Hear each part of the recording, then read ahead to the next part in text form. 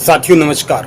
आज हम उस खाने की बात करेंगे जिसे हम रोज अपनी थाली में सजाकर बड़े चाव से खाते हैं और उसकी आखिरी चीख को अनसुना कर देते हैं। ऋषियों ने साफ कहा था, जैसा खाएं अन्न वैसा होवे मन। लेकिन आज का इंसान इतना अंधा और बहरा हो चुका है कि वह अपनी जीभ की मात्र 2 इंच के हिस्से को सुख देने के लिए किसी बेजुबान मासूम की आखिरी सांस, उसका पूरा परिवार और उसकी जीती जागती दुनिया को उजाड़ कर खा रहा है। आइए आज अपनी आत्मा के उस बंद दरवाजे को खटखटाएं और इस भयानक खौफनाक सच का सामना करें। भाइयों, कभी तन्हाई में बैठकर अपने सीने पर हाथ रखकर सोचिएगा कि जब आप किसी मेज पर बैठकर मांस का वो लाल ठंडा टुकड़ा उठाते हैं तो क्या वो सिर्फ खाना है? नहीं, वो किसी ममता का कत्ल है। वो किसी के सुहाग का या किसी के मासूम के बच्चे की आखिरी तड़प का हिस्सा है। एक पल के लिए अपनी आंखें बंद कीजिए और उस खौफनाक कसाई खाने के भीतर कदम रखिए, जहां फर्श पर चारों तरफ गाढ़ा उबलता हुआ गर्म खून बह रहा है। वहां एक असहनीय और निर्दोष जीव, एक छोटा सा मासूम बच्चा अपनी कांपती हुई टांगों के साथ दीवार से चिपक कर खड़ा है। उसके ठीक सामने उसकी सगी मां की गर्दन पर छुरी चलाई जा रही है। वो अपनी मां को तड़प तड़प कर खून की उल्टियां करते और दम तोड़ते देख रहा है। वो बेजुबान बोल नहीं सकता, वो इंसान की तरह हाथ जोड़कर रो नहीं सकता, लेकिन उसकी बड़ी बड़ी पथराई हुई आंखों से गिरते हुए आंसुओं के मोटे मोटे कतरे और उसकी थरथराती खाल क्या कह रही होती है। वो अपनी मूक भाषा में उस कसाई के पैर पकड़कर गिड़गिड़ाकर कह रहा होता है, ओ इंसान, मुझे मत मारो, मुझे छोड़ दो, मुझे भी अपनी धूप अच्छी लगती है, मुझे भी अपनी माँ की छाती से लगाकर जीना है। मैंने तुम्हारा क्या बिगाड़ा है? मैं तो सिर्फ सूखी घास खाकर तुम्हें अपना दूध देता था, लेकिन वो जल्लाद उसकी एक नहीं सुनता। जब उस मासूम के गले पर वो जंग लगी ठंडी छुरी धीरे धीरे रेती जाती है तो जो आधी कटी गर्दन से घुटी हुई फेफड़ों को फाड़ देने वाली चीख निकलती है, वह साक्षात ब्रह्मांड के सीने को चीर देती है।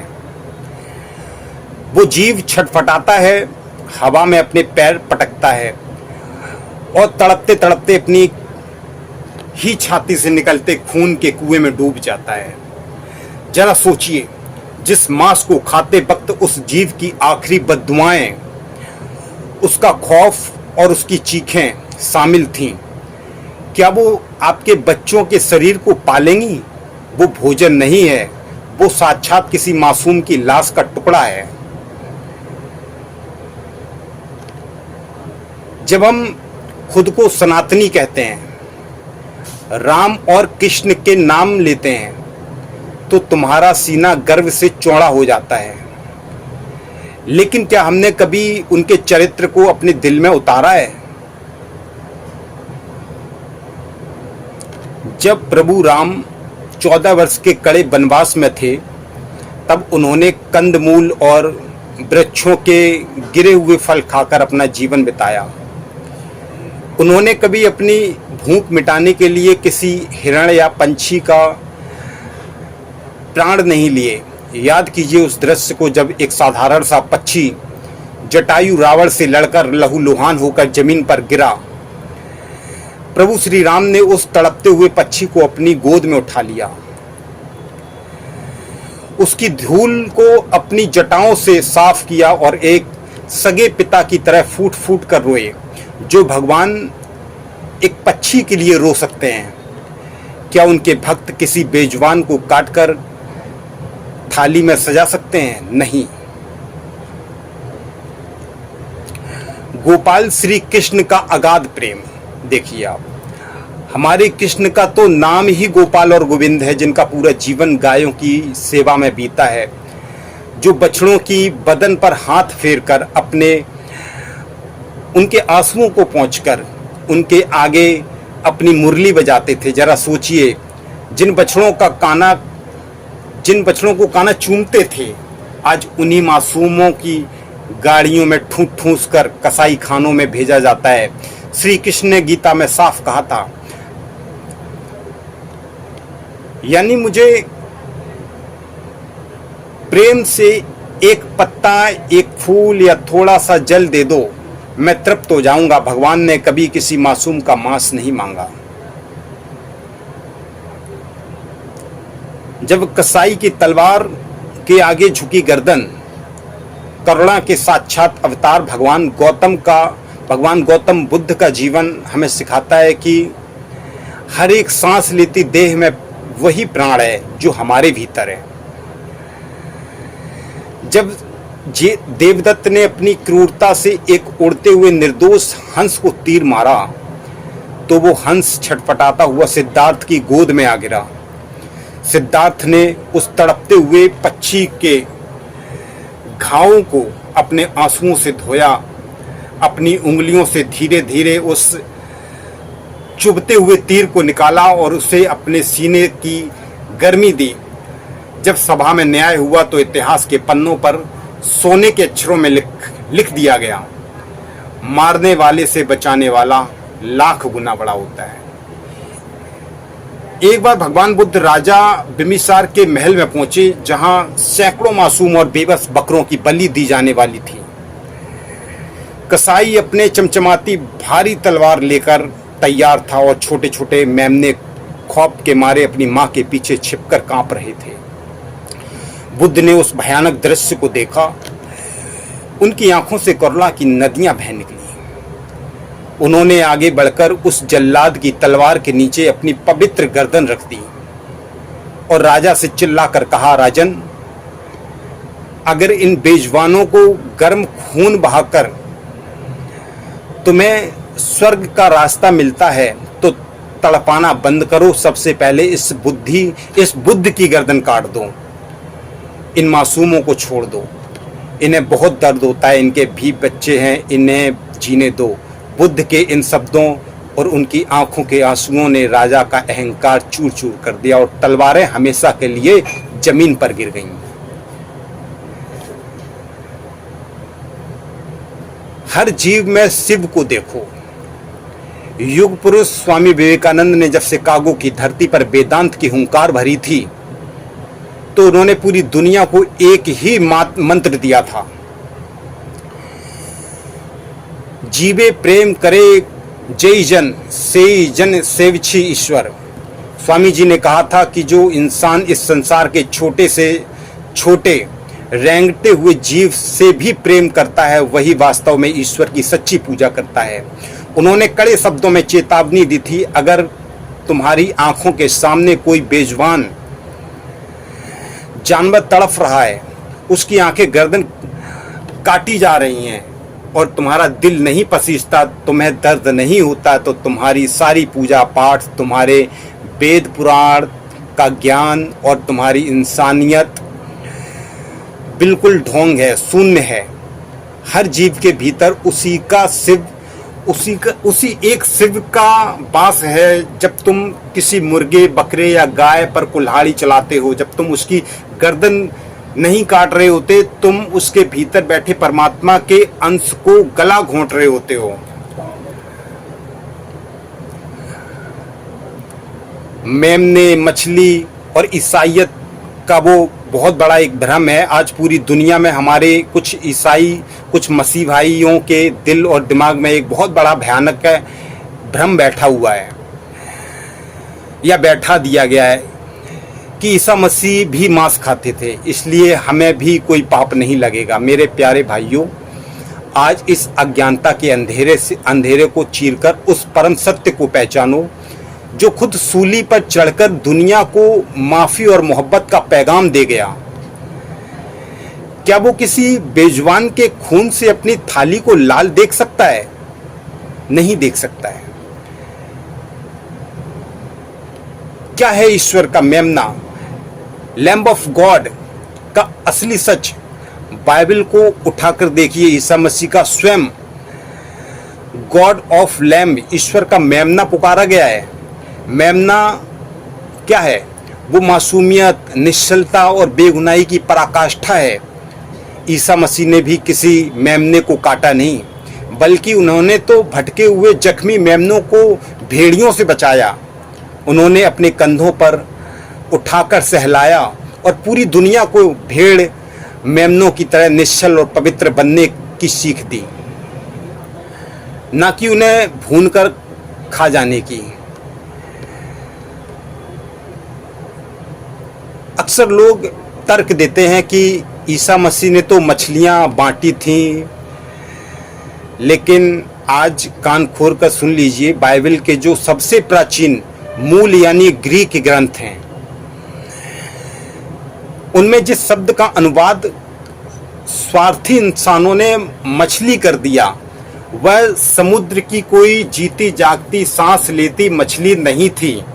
वह उस काल में भूमध्य सागरीय क्षेत्र की वादियों में उगने वाला एक विशेष जलीय पौधा था, जिसे लोकुस्ट बीन या सैलून कहा जाता था उस समय।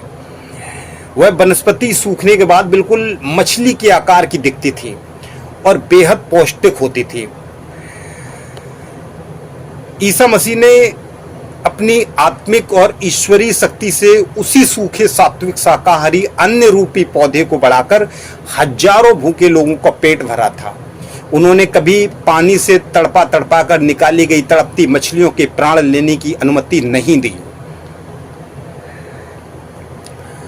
बाइबल का सबसे पहला और अखंड नियम, जो 10 उपदेश दिए गए हैं, यानी तुझे हत्या नहीं करनी चाहिए। प्रभु ने यह नहीं कहा कि इंसानों की मत करो और जानवरों की कर दो। हत्या का मतलब किसी भी जीव की धड़कन को जबरन रोक देना, जो ईसा मसीह सूली पर लटक कर अपने हाथ पैरों में कीलें ठुकवा कर भी अपने हत्यारों के लिए कह रहे थे कि हे पिता, इन्हें क्षमा कर, ये नहीं जानते कि ये क्या कर रहे हैं। वो अगाध करुणा का सागर किसी तड़पते हुए मासूम जीव का मांस चबाने की इजाजत कैसे दे सकता है? इसलिए यह भ्रम अपने दिल से हमेशा के लिए निकाल दीजिए।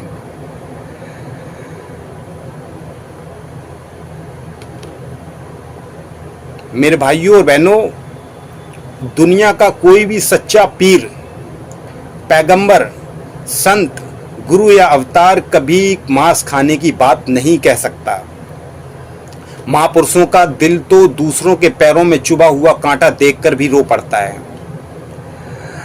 जब आप मांस का एक टुकड़ा अपने मुंह में डालते हैं, तब आप अपने माथे पर लगे तिलक, हाथों में बंधे कलावा, गले की कंठी, सिर पर रखी टोपी या चर्च के क्रॉस का सबसे बड़ा अपमान कर रहे हैं। उस क्षण आपके तमाम व्रत, आपके उपवास, आपकी 5 वक्त की नमाजें, आपके रोजे, आपकी रो रो कर की गई प्रार्थनाएं और सजदे सब के सब ढोंग बन जाते हैं। कोई भी भगवान, अल्लाह या गॉड उस हाथ से दी गई प्रार्थना स्वीकार नहीं कर सकता, जो हाथ सुबह किसी बेगुनाह के खून से सने हुए थे। क्योंकि जहां रहम और दया ही खत्म हो गई, वहां धर्म का जनाजा उठ जाता है। हमारे ग्रंथों को पलट कर देखिए, इतिहास गवाह है कि मांस और मदिरा का सेवन कौन करता था। ऋषि मुनि या संत नहीं, यह घृणित काम केवल राक्षस और असुर किया करते थे, जिनका काम ही दूसरों को तड़पाना और चीखों पर अट्टहास करना था। आज अगर एक पढ़ा लिखा इंसान भी अपनी जीव के चटकारे के लिए मरे हुए जीवों के मांस को चबा रहा है, तो वो इंसान की खाल में छुपा हुआ साक्षात राक्षस है। जब आप किसी की लाश को अपने पेट में डालते हैं, तो आपका पेट परमात्मा का मंदिर नहीं, में मरे हुए जीवों का कब्रिस्तान बन जाता है।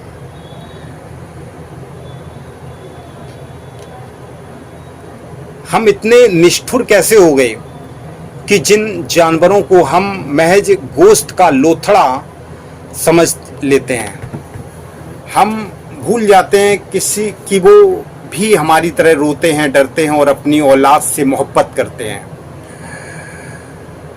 कभी किसी डेयरी या कसाई खाने के बाहर खड़े होकर देखना, उस मासूम गाय या बकरी की चीख सुनना, जिसके नवजात छोटे बच्चे को सिर्फ इसलिए उसकी आंखों के सामने बेरहमी से खींचकर दूर कर दिया जाता है ताकि उसका दूध इंसान पी सके। वो माँ तड़फती है, अपने बच्चे को आखिरी बार सूंघने के लिए दीवार पर अपना सिर पटकती है, उसकी आंखों से मोटे मोटे आंसुओं की धारा बहती है। क्या एक जानवर की माँ का दिल इंसान की माँ के दिल से अलग होता है? क्या उसे अपने बच्चे से प्यार नहीं होता है? जब इन निर्दोष जानवरों को काटने के लिए कतार में खड़ा किया जाता है तो उन्हें अपनी मौत का एहसास पहले ही हो जाता है। हवा में उड़ती हुई खून की गंध से उनकी पूरी रूह कांप उठती है। वे अपनी पूरी ताकत लगाकर पीछे भागने की कोशिश करते हैं, दीवारों से चिपक जाते हैं, घुटनों के बल बैठकर मानो कसाई के सामने रोते हुए अपनी जान की भीख मांगते हैं।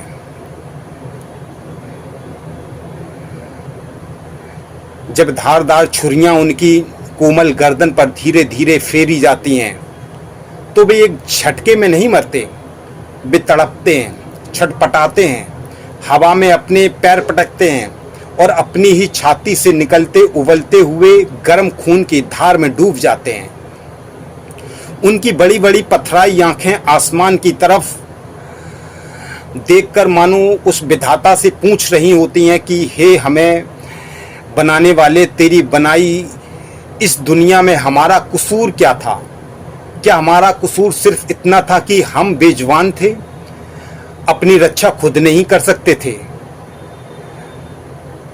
सोचिए, जिस जीव ने अपनी आखिरी सांस इतने खौफ, इतने दर्द, इतनी तड़फ और इतनी भयानक बददुआओं के साथ छोड़ी हों, उसकी लाश को अपने पेट में रखकर कोई इंसान कभी खुश, समृद्ध या शांत रह सकता है?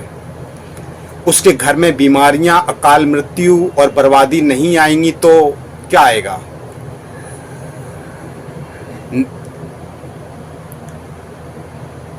आंखों में आंसू और दिल में संकल्प लीजिए। मेरे प्यारे भाइयों और बहनों, अपनी आत्मा की आवाज़ सुनिए। इस धरती माँ ने हमें क्या नहीं दिया? मीठे आम, रसीले सेब, सुगंधित बासमती चावल, दालें, हरी भरी सब्जियां और अमृत जैसी सफ़ेद दूध की धाराएं। जब कुदरत की गोद हमारे लिए शक्कर भरी हुई है तो फिर इस पवित्र पेट को शमशान क्यों बनाना? यह पेट परमात्मा का निवास स्थान है। इसे मरे हुए बेजुबान जीवों की लाशें रखने की जगह मत बनाइए। आइए, आज महापुरुषों की इस पावन धरती की सौगंध खाकर हम अपने भीतर के इंसान को जगाएं। अपनी जीव के स्वाद की गुलामी को हमेशा के लिए लात मार दें। शाकाहार केवल भोजन नहीं, यह करुणा का, दया का और परमात्मा से जुड़ने का सबसे पवित्र मार्ग है। जानवरों से नफरत नहीं, उनसे प्यार करना सीखिए। वे भी इसी धरती के बच्चे हैं। जियो और जीने दो के सिद्धांत को अपने खून में उतारें। आज ही अपनी आंखों के आंसुओं को गवाह बनाकर अपने दिल पर हाथ रखकर कसम खाइए और महासंकल्प लीजिए कि हम कभी किसी मासूम जीव की हत्या के साझीदार नहीं बनेंगे, खुद भी शुद्ध शाकाहारी बनेंगे और अपनी आने वाली पीढ़ियों को भी सात्विक संस्कार देंगे ताकि हमारा समाज, हमारा देश फिर से ऋषियों और संतों की भूमि बन सके। माँ भारती का यही संदेश है।